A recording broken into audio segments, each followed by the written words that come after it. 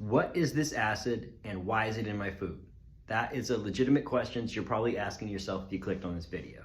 And so I'm going to do my best to break down the types of acid that are typically used in food and try to demystify the food supply. So in general, there's a lot of different types of acid that are food safe considered and acceptable to be used in food and used very commonly. And whether we're talking about citric acid, phosphoric acid, sodium acid sulfate, vinegar, which is acetic acid, they're all going to be used for generally one of two reasons. And that's going to be food safety or taste. And to try to illustrate that, I got an example of each right here. So I've got this delicious jar of pickled peppers, great on a sandwich. And I've got a bottle of Coca-Cola, right? So they both contain acid, but for two different reasons. I'll start with the Coca-Cola.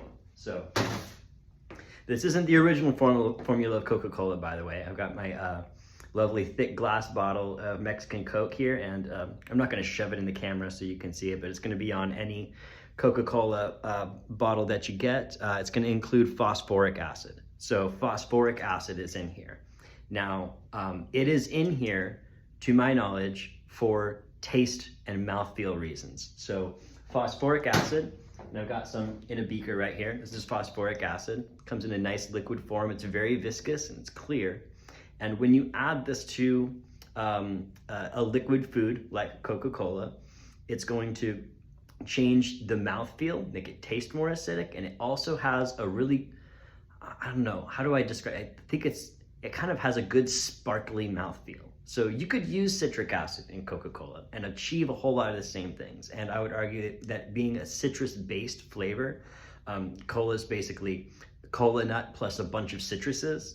That citric acid makes a whole lot of sense. But phosphoric acid does some wonderful things to its taste and its mouthfeel. And so I believe that's why it's in Coca-Cola. But of course, you'd have to ask them. That's just an example. Now, on the other hand, our pickled peppers over here are sat in a bunch of vinegar. So let's see, I'm gonna read it. We got peppers, brown sugar, vinegar is the third ingredient, which if you don't know, these are listed in the order of the amount, right? So the reason why vinegar is in this recipe, which is acetic acid, you might also see it listed as acetic acid, is actually for preservation. And that brings us to the whole other reason why there might be acid in your food. So if you're rolling that label over and you see an acid in there, it's gonna be for one of these two reasons. So why is acid important for food safety and preservation? The answer is pH. So in the food science world, the definition of pH is the positive logarithm of the hydrogen ion, right? So it has to be present in water because you have to have that hydrogen to ionize, okay? So if I took citric acid, which I'll show you here, I got a bag of citric acid. Instead of a liquid, it's gonna be a white powder or granules, right? It looks a whole lot like table salt, right? So if I took this and I put it in a bucket of sand, it's not gonna change the pH of that bucket of sand because there's no water to interact with. So if I put it in a bucket of water, the first thing that's gonna happen is it's gonna dissolve and what's called dissociate. So that citric acid is gonna break apart, its components are gonna break apart, and you're gonna end up with a positively charged hydrogen ion out there in the water. And then immediately after that, it's gonna bond to the hydrogen in the water, right? And that's gonna create positively charged hydrogen ions in the water molecule, H2O, right? So that's gonna make the water acidic. So what does that mean on the pH scale? The pH scale is 0 to 14. And water is usually right in the middle at like a 7, 14 being very basic, and 1 being very acidic. So an example of something that's pH 1 is like battery acid, and then lemon juice is like pH 2. A cup of tea is like pH 5 to 6. And then water that you and I would normally drink is like, around a 7. Great, so it's right in the middle. So now we know basically what that is.